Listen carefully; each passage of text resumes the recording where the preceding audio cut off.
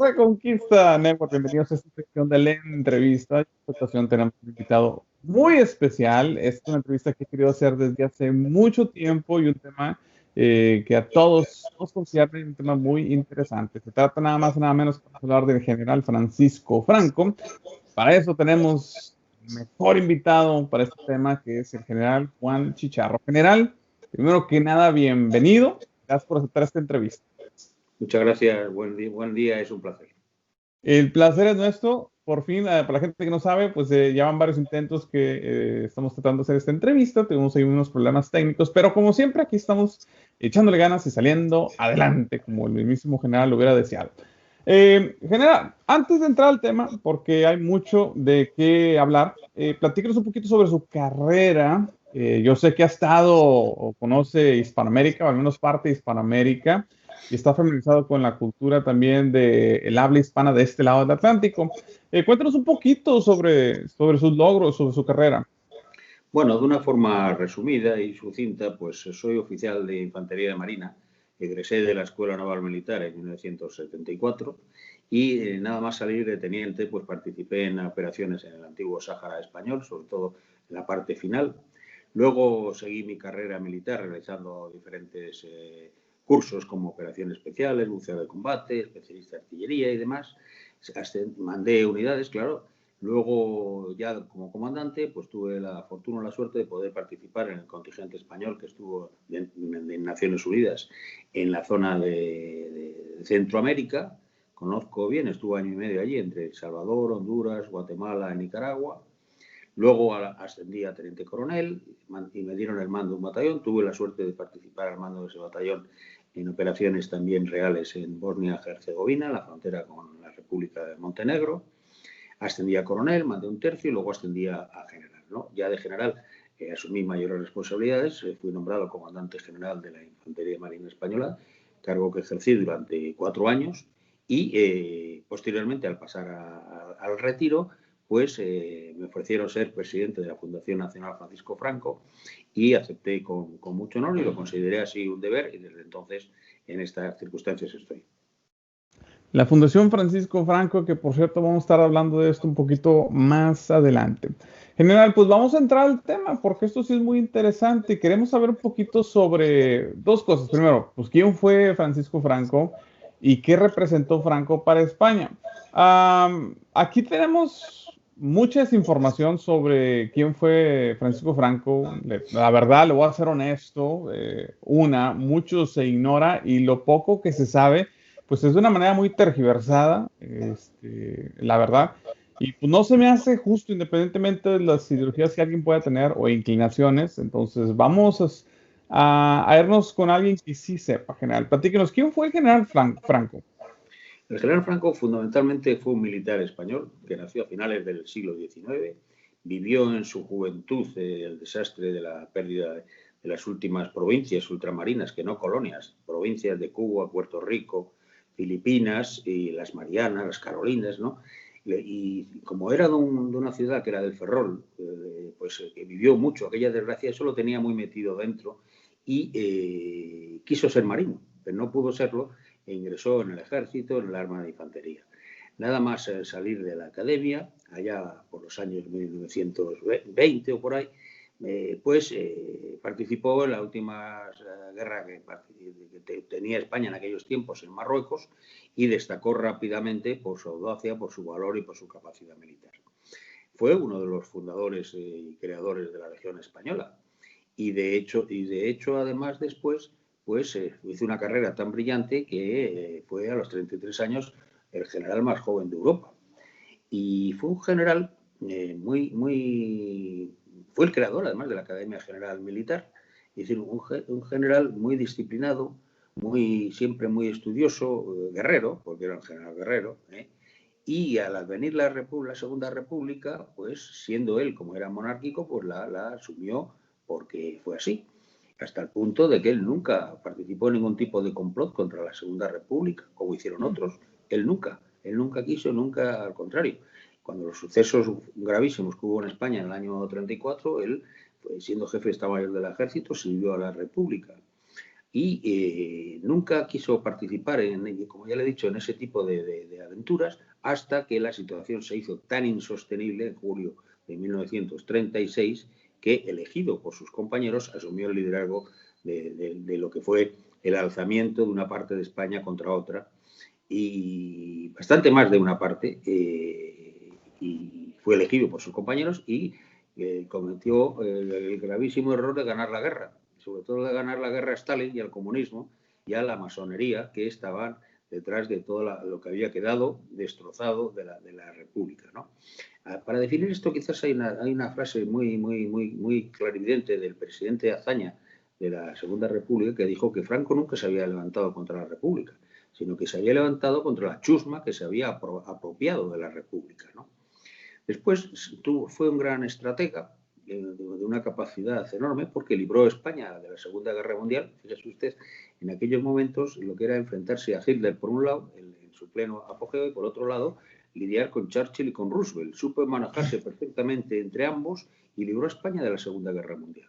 Y luego estableció un régimen específico, circunstancial, que duró casi 40 años, que sacó a España del ostracismo en el que se había en el que estaba España en esos momentos, hasta que cuando llegó el momento de morir, en el año 75, pues murió en la cama, porque Franco no tuvo oposición ninguna a su régimen, salvo una, efectivamente, que fue el Partido Comunista. Fuera del Partido Comunista, Franco no tuvo oposición ninguna. Y murió en la cama. Cualquiera que vaya a las hemerotecas verá cómo era acogido Franco allá donde iba. Las masas, las multitudes, ¿no? Porque lo que hizo fue sacar a España de la pobreza, de la miseria, de la ignorancia, creando una clase media. Y vuelvo a repetir, cuando murió, España era entonces la 9ª potencia industrial del mundo. Fíjese usted, ahora estamos bastante peor, mucho más atrás, ¿no? Y además con una justicia social y protección de los trabajadores que ya la quisieran hoy. Esto es así a grandes rasgos, sin entrar en profundidad, pues una imagen rápida de lo que fue el general Franco. Por cierto, muy interesante, general.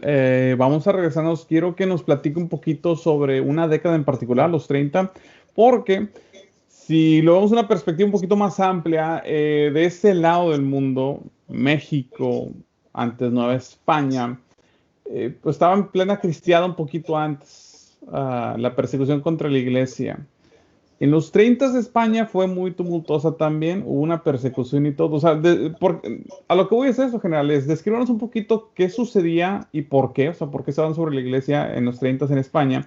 Porque a nosotros se nos hace muy fácil verlo ya desde lejos, bajo el manto de la seguridad que nos ofrece por ahora la ley y la iglesia, y podemos ir a rendir culto a Dios, independientemente ahorita de las restricciones y todo, pues podemos como quiera ir a la iglesia sin voltear a un lado espantados. Pero, ¿cómo era la vida en esa década de los 30 en España y por qué se enseñaron sobre la iglesia? La monarquía y el advenimiento de la Segunda República fue el 14 de abril de 1931. En el mes de mayo, una de las primeras acciones que se hicieron fue empezar a quemar iglesias. Así fue tremendo. Apenas 3 meses después. Wow. Se quemaron muchas iglesias. Hay montones de imágenes, uno acude a las hemerotecas y ve lo que pasó. La República se proclamó en España, no voy a decir yo, tenía su parte buena inicial, desde luego, porque España era un país en aquellos momentos todavía anclado muy en el pasado. Había grandes injusticias, hay que reconocerlas, y la República pues pretendía en su fase inicial pues realmente dar solución a todo aquello. Resultó que no fue así, porque rápidamente se hicieron dueños de la situación y del mando político fuerzas socialistas, comunistas todavía no, luego sí se unieron y al final se hicieron con todo el control, pero que empezaron a tirar por tierra todas las buenas intenciones que podía haber en la buena gente que de alguna manera quería sacar adelante España bien en la República, ¿no? Y todo tocó su fin o su principio allá en el año 34, cuando el Partido Socialista Obrero Español, el mismo que ahora, pues con el cuento de una huelga revolucionaria, lo que hizo fue un golpe de Estado tremendo, y hubo guerras en el norte, fundamentalmente en Asturias, que costaron 1.500 o 2.000 muertos. Es decir, ahí fue el comienzo realmente de la Guerra Civil Española.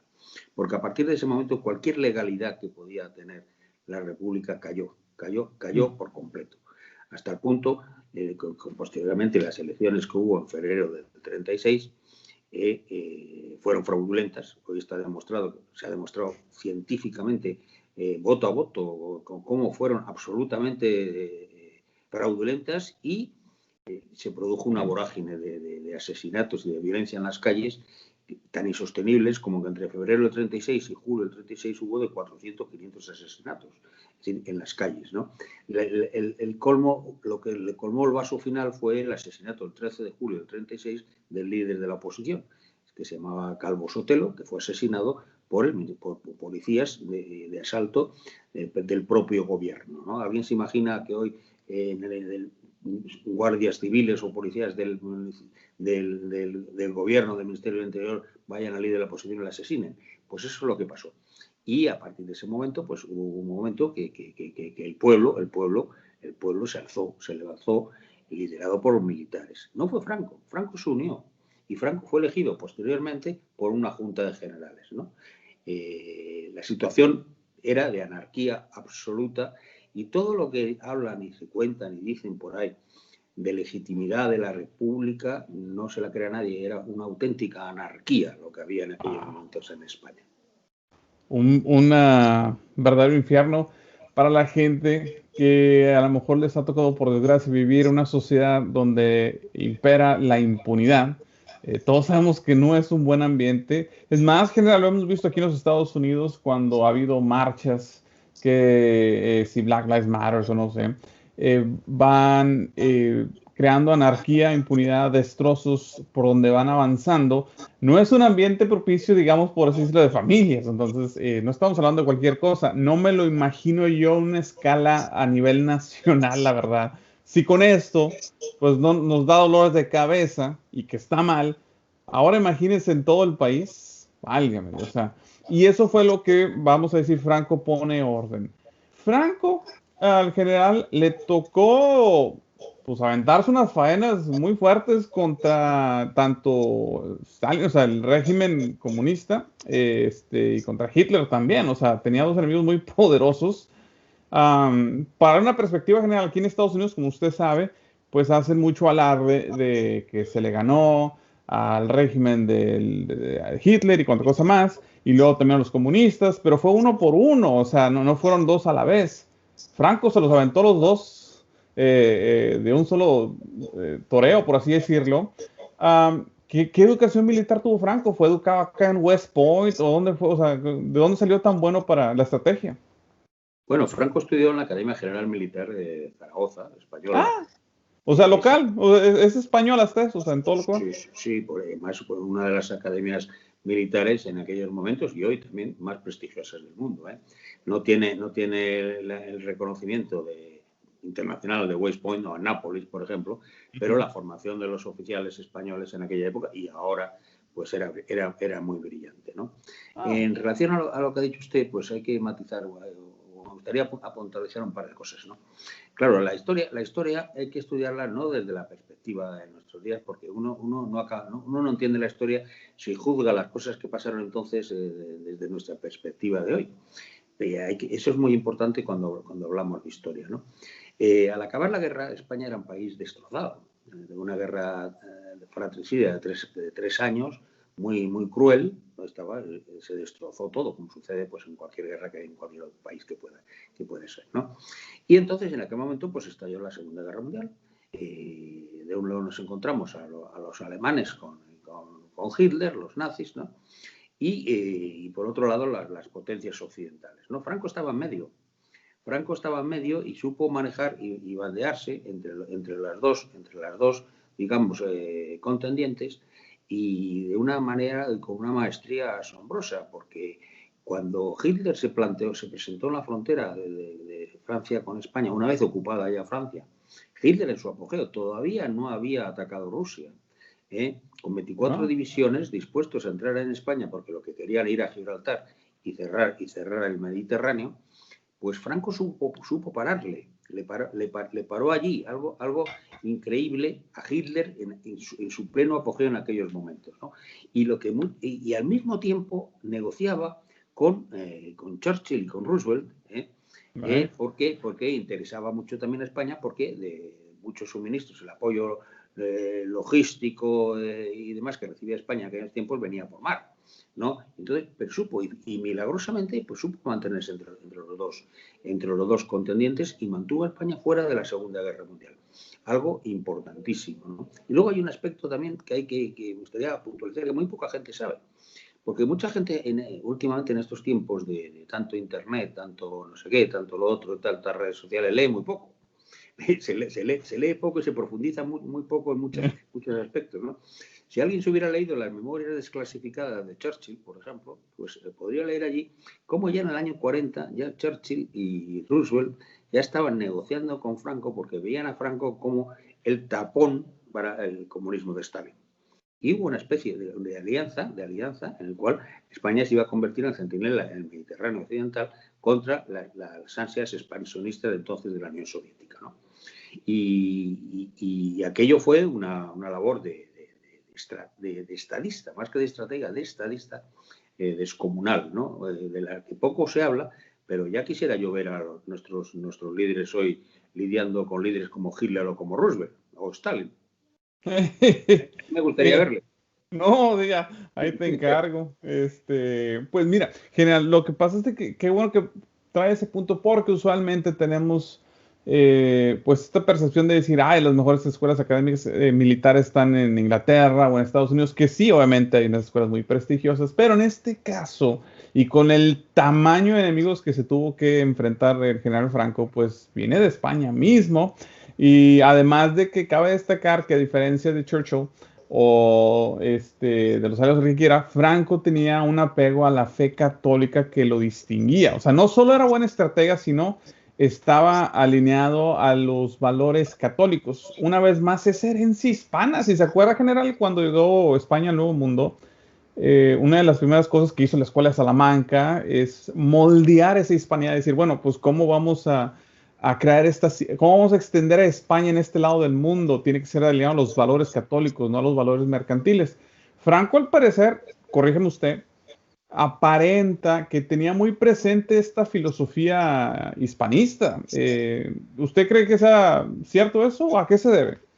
Franco era profundamente católico. Era un creyente muy fundamentado en sus creencias, ¿no? Naturalmente él tenía, como todavía tenemos en España, pues ese digamos que punto de relación con los países de Hispanoamérica, porque España, al contrario que hicieron otras potencias, llamémoslas colonizadoras, España nunca consideró a aquellas zonas donde estaban como colonias, jamás, eran una extensión de España. Los virreinatos distintos, las provincias ultramarinas, aquí siempre se consideraban que era una parte extensiva de España. Y eso Franco lo tenía muy metido dentro, ¿no? Lo tenía y de hecho a lo largo de toda su vida, si uno lee incluso toda la legislación que se desarrolló durante el régimen de Franco, son incontables veces las que habla de los pueblos de España del otro lado del Atlántico, ¿no? Y en el Pacífico.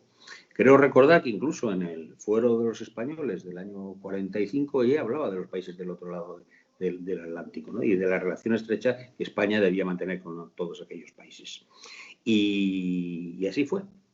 Lo que pasa que, claro, como usted sabe muy bien, la pérdida de las provincias o parte extensiva de España en América no fueron en ningún caso lo que fueron guerras civiles Sí.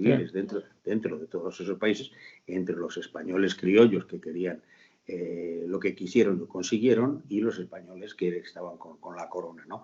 ¿Y quién estaba detrás de todo esto? Pues siempre lo hemos sabido, detrás de esto estaba la masonería.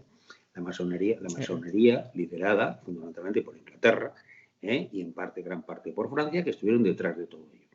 Lograron destrozar lo que era, llamémosle, el imperio español, lo lograron paso a paso, pero su misión final, que era la destrucción, en definitiva, de la guerra de la religión, por ser católica, de la cual España siempre fue paladín, y Franco fue uno de sus principales paladines, pues no terminó y han seguido y siguen en estos momentos y lo estamos viendo diariamente con lo que está pasando con las acciones contra la Iglesia en España, que empiezan a ser ya hasta preocupantes. Sí, sí, ya hemos visto esa película anteriormente. General, platícanos un poquito ahorita que mencionó la masonería, porque ahorita pues la vemos en casi todos lados. No es omnipresente, aunque ellos quieran hacerse ver así, porque solo Dios es omnipresente. Pero, ¿cuál era el estatus de la masonería en España? En ese entonces, durante la época de Franco. Mire, cualquiera que sepa un poquito sobre la masonería sabe que los masones, una vez que entran dentro de la masonería, se deben a lo que se dictamina o se ordenan a las logias. Es decir, que incluso se deben más a las logias que a sus propias responsabilidades, si acaso en el propio gobierno de su propio país, ¿no? Bueno, pues el número de ministros, diputados y demás de la Segunda República adscritos a la masonería era inmenso, era muy grande.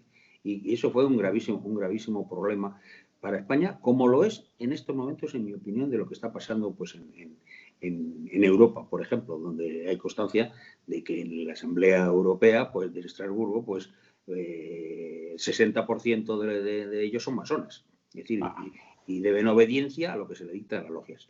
Y usted sabe que uno de los objetivos principales desde siempre de la masonería es la contra la religión católica. Es decir, eso ha sido siempre así. Se disfrazan en algunas ocasiones de otros caracteres, pero en el fondo es así, siempre ha sido así. Hay infinidad de documentos de la propia Iglesia Católica de Roma, Vaticano, contra la propia masonería. Parece mentira y la gente piensa que uno cuando dice estas cosas está un poco más para allá y que dice cosas raras. No, claro, hoy la masonería ya no se presenta como tal, hoy se presenta pues como un neopaganismo, se presenta como un nuevo orden mundial que le llaman ahora, pero en definitiva al final son los mismos perros con distintos collares. Curiosamente pasan los años y ahí los vemos, a los Rockefeller, a los Rothschild, y a todos los que en estos momentos están intentando dirigir el mundo. Como siempre, no hay nada nuevo bajo el sol. Mucha gente acusa durante el reinado, el régimen del general Franco, de que las minorías tienen un estatus de persecución, por así decirlo. ¿Cuál es la respuesta de esto, general? ¿Cómo veían las minorías? Sí, mire, vamos a ver. Al acabar cualquier guerra civil, es decir, se producen indudablemente ajustes de cuentas. Eso ha sido aquí y en todas partes. En España, al acabar la guerra, claro que hubo represión, pero una represión que fue limitada y parada por el propio general Franco. Es decir, porque los desmanos, que es que indudablemente hubo gente que se tomaba la justicia por su mano, porque habían matado a su madre, habían matado a su padre, habían asaltado todo. Es decir, Franco lo paró hasta el punto de que hubo, todo esto está documentado, lo que le estoy diciendo, hubo 50.000 condenas de muerte, de las cuales solo se ejecutaron 20.000. Dirá, vaya número alto. Pero es que este número resulta que eran verdaderos asesinos en serie. Y fueron juzgados en tribunales militares, condenados y ejecutados. No obstante, es un número por muy grande que parezca, es un número ridículo a lo que hicieron los franceses con los que fueron partidarios del régimen de Vichy al acabar la Segunda Guerra Mundial, o en Italia. Sí. Sí, en Italia la represión fue fortísima contra los, digamos, que de alguna forma habían estado ligados al fascismo italiano, ¿no? O en Francia al régimen de Vichy. De eso no se habla. ¿Por qué? Pues porque, mire usted, a lo mejor los españoles somos más cainitas o lo que sea y nos gusta regodearnos en estas desgracias, pero sobre todo fundamentalmente por lo que ya he dicho yo antes, y porque el gran digamos, error, entre comillas, de Franco fue humillar y vencer al comunismo. Es el único gobernante que ha vencido al comunismo con las armas. Si Franco hubiera perdido la guerra, España se hubiera convertido en un satélite de la Unión Soviética. El mundo probablemente hubiera cambiado. Es decir, a lo mejor sabe Dios lo que hubiera pasado. ¿Y qué hubiera pasado si Franco admite que Hitler ocupara el Mediterráneo? Pues probablemente el peñón de Hitler, a lo mejor la guerra la hubiera ganado Hitler, sabe Dios, ¿no? Luego fue digamos, en este sentido, pues un hombre providencial, desde luego. Y desde luego fue un hombre que salvó la Iglesia católica en España. Si no hubiera sido por Franco, la Iglesia en España hubiera desaparecido, porque la persecución religiosa que hubo en España no tiene parangón en 20 siglos, quizás desde la época de Diocleciano. Quizás únicamente parecido, como hemos hablado quizás antes, cuando intentábamos hablar por otra vía, pues lo que pasó en México en el año 26 o 29 con las guerras cristianas, ¿no? Y la persecución y matanza de religiosos, iglesias y todo fue absolutamente descomunal. Y todo esto está documentado, es decir, yo no estoy elucubrando. Cualquiera que quiera entrar un poquito, pues entre en Google y persecución religiosa en España, pues se va a quedar asombroso de lo que puede leer ahí de lo que pasó en España en aquella época. El doctor Alberto Bárcena, quien tuvimos el privilegio de tenerlo aquí en el canal una vez también, y que le mandamos un saludo, una vez hizo una entrevista en otro medio y hablaba del Valle de los Caídos y de cómo fue, digamos, una extensión, un puente de reconciliación con los enemigos. Y luego tuvimos también en el canal general a una periodista española, compatriota suya, se llama Estefanía Aguirre, también que le mandamos un saludo, y nos habló un poquito sobre el Valle de los Caídos el año pasado. Y la verdad fue impresionante aprender sobre esto porque a una persona que se le acusa, según los medios, de ser un opresor y muy vengativo y rencoroso, el hecho de que él haya pues facilitado la construcción de este Valle de los Caídos, este cementerio, tanto para los de su lado como los contrarios, o sea, un entierro digno, eso es a lo que voy. Casi nadie habla de eso, general, ¿por qué es? Pues por lo mismo que le he dicho yo antes. Vamos a ver, resumiendo un poquito, el Valle de los Caídos lo creó Franco como un símbolo de reconciliación entre españoles. Ahí están enterrados 33.000 caídos de los dos bandos, 20.000 de uno y 10.000 del otro lado, y bajo una inmensa cruz, la cruz más grande del mundo, 150 metros. Y hay una comunidad de benedictina que es la que se encarga de, por disposición de entonces, de rezar por las almas de todos aquellos caídos y para que no vuelva a suceder nunca más parecido a aquello. Wow. Pero claro, ¿qué sucede? Pues mire, sucede pues que si hay algo que no permiten, no toleran, es la Gran Cruz. La Gran Cruz, que en estos momentos está la tienen enfilada, como no saben cómo hacerlo porque sería muy fuerte el derribarlo. Y ahí está el fondo de la cuestión de todo, y volviendo a lo mismo que estábamos antes, es decir, ni el comunismo ni la masonería soportan o toleran la Gran Cruz que hay allí. Y la profanación de la tumba de Franco, hace un año y un poquito, fue el primer paso para todo lo que quieren hacer con el Valle de los Caídos, ¿no? Y realmente ahí está el mayor ejemplo de la reconciliación que pudo haber entre españoles, es el Valle de los Caídos, y es uno de los objetivos principales del gobierno social comunista que tenemos ahora mismo en España. La cruz, como usted le dice, les cala como si fuera vampiros o no sé. Actualmente, bueno, hace un año que usted que menciona ese tema y quería tratarlo, era de la exhumación de Franco. Platíquenos un poquito, porque para nosotros se nos hace muy raro, la verdad, discúlpeme, que tengan una obsesión por desenterrar a alguien, o sea, alguien que ya no está en vida con nosotros.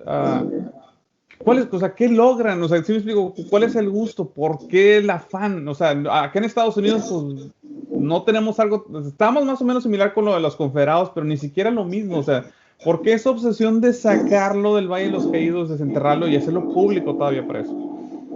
Mire, Franco murió en el año 75 en una cama en el Hospital de la Seguridad Social que él había creado. Murió en paz. No sucedió lo mismo que había sucedido con otros regímenes como Ceausescu o como yo que sé, donde usted quiera, ¿no?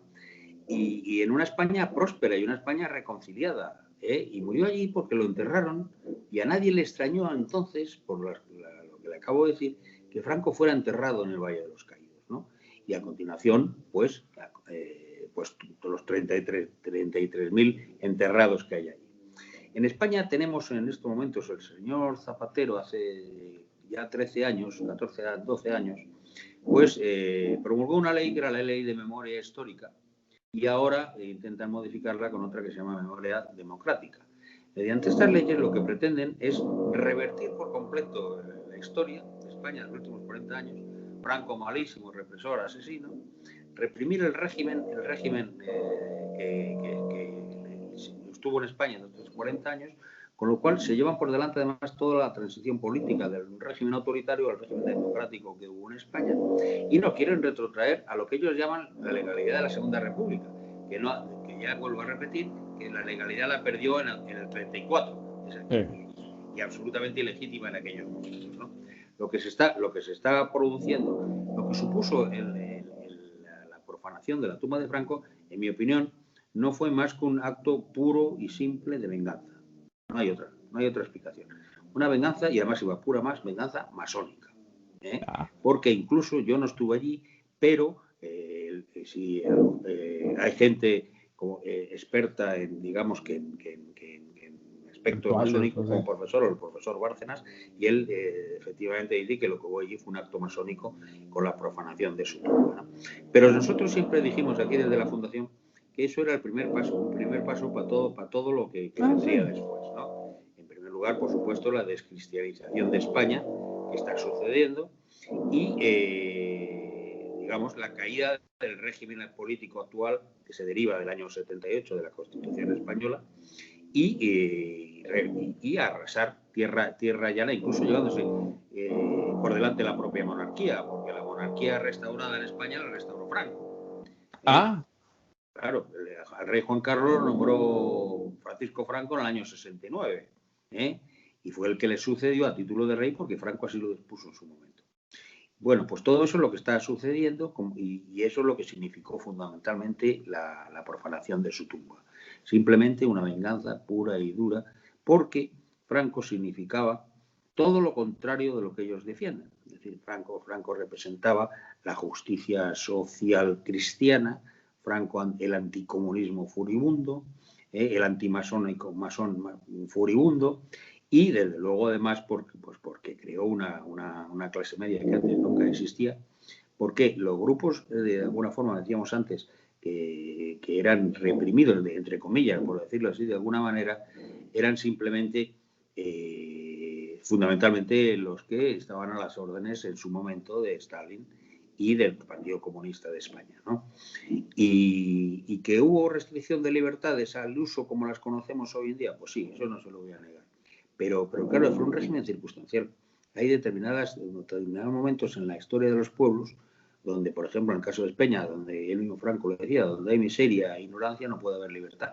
Una vez que se superó esa miseria y se alcanzó y la ignorancia desapareció, se produjeron todos los procesos que hubo en España políticos, porque el régimen actual procede del régimen anterior. En España no hubo una ruptura con el régimen anterior, hubo una reforma basada en las mismas propias leyes de Franco, que fueron las que se posibilitaron el régimen actual, ¿no?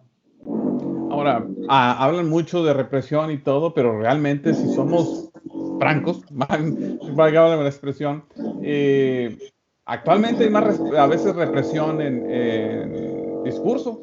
O sea, hay temas, por ejemplo, que en YouTube, incluso aquí en los Estados Unidos, no podemos tratar. En España aún más, según tengo entendido, que no solo, aquí lo más que puede suceder es que te quiten el video y ya, o que te desmoneticen el canal, por así decirlo. Y ya, lo que hemos visto, lo que usted ha visto, obviamente, el circo que nos estamos cargando aquí en los Estados Unidos, políticamente hablando. En España o en Europa las consecuencias son más severas. O sea, entonces, si hablamos realmente de libertad, pues no es como que tampoco son muy libres actualmente. No, efectivamente, además, vamos a ver, yo soy de los que creo y pienso, ¿no?, que el hombre tiene muchas, digamos que, necesidades que solventar, ¿no? Lo primero que quiere una persona es poder comer, dar un cobijo a su familia, es decir, tener una sanidad, poder llevar a sus hijos al colegio. Hasta que todo eso no es posible, entonces, una vez conseguido todo eso, es cuando se puede uno poder empezar a pensar en las libertades políticas tal y como se entienden hoy en día. Porque si uno no tiene comida y no puede dar educación a sus hijos, no tiene libertad ninguna. da igual lo que digan al respecto, ¿no? Es pura falacia. Y cualquiera que la haya vivido, cualquiera que haya vivido lo sabe. Bueno, pues eso es lo que pasó entonces en aquellos momentos. Mire, me va a permitir que le haga un símil de que mucha gente se extraña pues en estos momentos, por ejemplo, porque mire, ahora mismo en España, desde hace un año, como consecuencia de la pandemia del COVID-19, estamos en una dictadura absoluta. Sí, una dictadura absoluta. Hay un estado de alarma, de acuerdo, legalmente aprobado por las Cortes, pero un estado de alarma en el cual se atacan todos los derechos fundamentales de las personas. No hay derecho de reunión, no hay derecho de manifestación. Tenemos, supongo que usted sabrá, tenemos toque de queda en España en muchos sitios a las 7, 8, a las 8 de la tarde todo el mundo a casa. Es decir, estamos en una dictadura. Sí. Bueno, pero la gente lo asume de alguna manera porque se está para hacer frente al COVID-19, a la pandemia, ¿no? Bueno, pues que yo creo que bastante más peligroso que el COVID-19 era morirse de hambre, que es lo que pasaba en determinados momentos. El doctor Franco, que era militar, pues él sabía que la única forma de poder salir de esa textura España era con una unidad de mando política, y de alguna forma sí, se restringían derechos tal y como los comprendemos hoy en día, pero que en aquel momento eran absolutamente necesarios para poder hacerlo. Franco era perfectamente consciente de que tras su muerte, el régimen no iba a seguir igual. Hay un momento determinado en la historia que el propio rey Juan Carlos le preguntó a Franco que le aconsejara para el futuro, y el propio Franco le dijo, no le voy a aconsejar nada, mire usted, porque cuando usted reine no podrá hacer nunca jamás lo que hago yo. Las circunstancias serán distintas. Franco sabía a dónde íbamos, ¿no? Lo que no se suponía, imaginaba, es que los enemigos a los que había vencido en el año 36 iban a aparecer de nuevo en España como los tenemos ahora. Los enemigos en el 36 o en esa década, a mí se me quedó muy grabado. Exhumaban cuerpos de religiosos, monjas también y todo. Y ahora lo vemos una vez más tratando de hacer la labor de sus ancestros, por desgracia. General, antes de que se nos acabe el tiempo y todo, no es de extrañar, a menos amigos, que Franco o España, vamos a ser un poquito más específicos, haya derrotado a enemigos tan grandes como el comunismo en su apogeo o como el nazismo en su apogeo. Es, como diría mi buen amigo y mentor Vicente Ferrer, un compatriota suyo también, es la única nación que ha podido derrotar al Islam. El Islam donde se ha expandido, se ha asentado. En España no. Entonces, si ha podido con eso, ha podido con más. O sea, ¿qué voy con este punto? Es, Franco derrotó al comunismo. Nos encontramos ahorita ante un futuro incierto en todo lado del mundo, Hispanoamérica, allá también y todo. Y es un enemigo que aparenta ser igual o hasta más fuerte que Stalin en su apogeo, que Hitler en su apogeo. Y la gente pierde esperanza, dice, pues no, esto es imposible, ¿cómo le vamos a hacer? Sin embargo, a mi juicio, y corríjame, yo pienso que para poder derrotar esto como comunidad, no como gobierno, nosotros, es una batalla espiritual, pues nada más tenemos que voltear a las lecciones que nos dejaron nuestros ancestros, el más reciente, siendo Franco, pero un legado hispánico en general. ¿Qué piensa usted, general, para los jóvenes ahorita que ven tanta mala noticia y todo, que no ven esperanza? Es difícil encontrar esperanza, pero la esperanza no se debe perder nunca. Los que tenemos fe y creemos en la providencia, tenemos una gran esperanza en el futuro, tenemos una gran esperanza en España. España ha sido a lo largo de la historia uno de los países más importantes que han existido, y eso no se puede perder. En España hay muchos jóvenes que en estos momentos están empezando a pensar realmente lo que hizo España y qué es lo que está pasando en España, y que no nos podemos rendir. Y no nos rendiremos, seguiremos adelante, pues como bien dicen ustedes, y a algunos les molesta mucho aquí gritando viva Cristo Rey, porque creemos en la fuerza de España, creemos en la fuerza de los españoles, y sobre todo porque nos ampara una fe grande, ¿no? Decía Franco una vez en la guerra, dice, ellos tienen todo, pero les falta la fe. Y efectivamente, mire usted por dónde ganó Franco, estando en inferioridad de condiciones desde el principio, porque los hombres morían por un ideal, ¿no? Yo no digo que los otros no lo murieran también, seguramente que muchos sí que lo hacían también. Evidentemente hay que respetar a todos. No, pero la fuerza que dio a Franco, la fuerza que dieron a sus fuerzas, a sus tropas y a su gente, está hoy revitalizándose. Hoy en España lo estamos viendo continuamente, gente joven que se moviliza por todas partes en una ansia de recuperar, digamos, de alguna manera, pues la libertad, porque nos están coartando la libertad, y cuando se sale adelante esta ley de la que antes se me echó mención antes, de la ley de memoria democrática, esa ley absolutamente, que ni en Corea del Norte puede haber una ley parecida a esa porque se coarta la libertad, se crea una comisión de la verdad, la cual va a decir que es la verdad, y desde luego la persecución religiosa en estos momentos no adquiere los caracteres de entonces de asesinatos y violaciones y todo eso, pero se está produciendo en España de forma, digamos, que sin darnos cuenta. No nos dejan ir a misa en muchos sitios. Sí, pero incluso hasta desde la propia iglesia también, aunque claro, que haya un tema largo para hablar también, ¿no? Pero muchas veces lo hemos visto en Francia también. En Francia también han cerrado iglesias y hemos visto a los fieles rezando en las calles, porque las iglesias las cerraban con el tema del COVID, ¿no? O sea que, por ejemplo, se puede ir a un concierto, se puede hacer una manifestación de no sé qué, pero no se puede ir a una iglesia a rezar, por ejemplo, ¿no?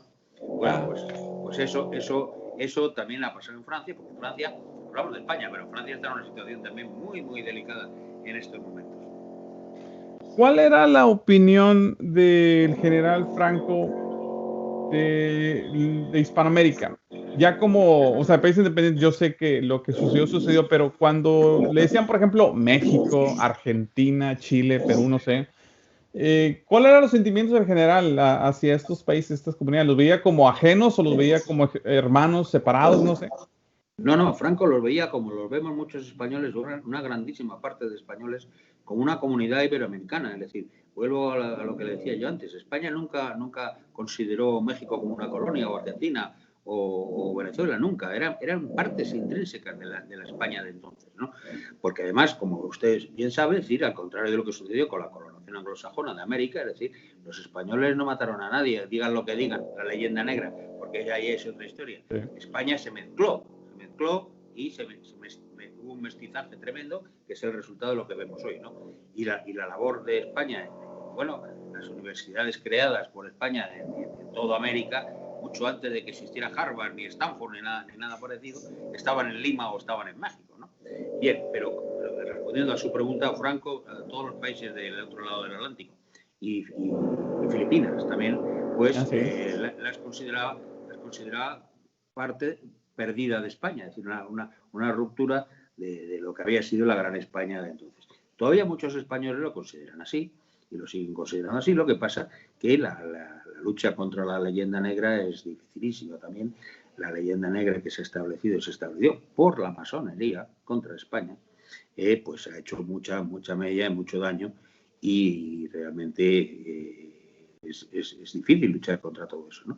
Pero la realidad la vemos, por ejemplo, hoy con la emigración en España, ¿no? En España la tenemos procedentes de Hispanoamérica, de Sudamérica, muchísimos ecuatorianos, venezolanos, dominicanos, y también, por otro lado, también tenemos musulmanes procedentes de Marruecos o del África subsahariana. Bien, pero los procedentes de Sudamérica llegan a España y a los 5 días se sienten españoles.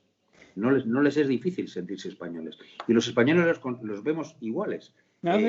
Sí. Lo mismo que puede ver un gallego o un vasco o un andaluz, pues la diferencia que puede haber, pues son las que se ven también con los sudamericanos, ¿no?